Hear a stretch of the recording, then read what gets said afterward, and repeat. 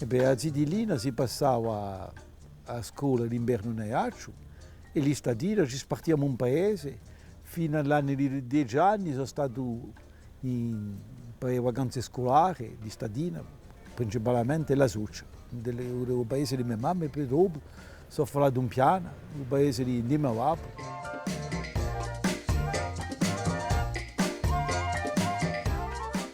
La gioventù innanzi era una gioventù sana, per rapporto alla gioventù da ora, noi abbiamo tanti mezzi ma campavamo felici. Non eravamo di ciò che si può chiamare senza disturbi. I vicini erano cugini, c'era l'amicizia, la fratellanza. So che sparisce oggi.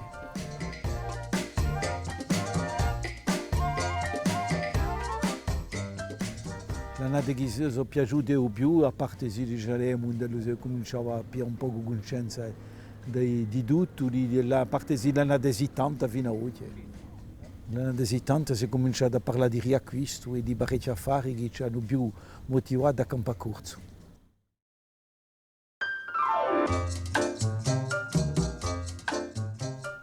Era più bella, di una certa maniera, ieri.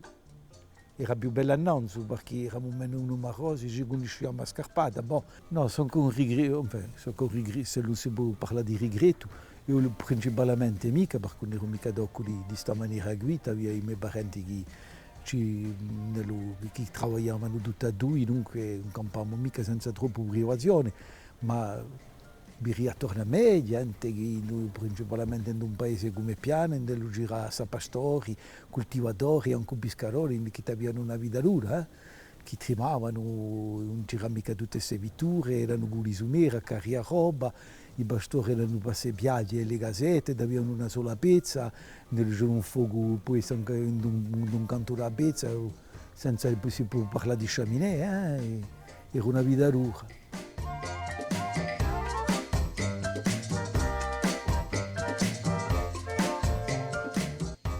Allora, arrivano, dicevo che arrivano con gli anziani che li sappiano aiutare.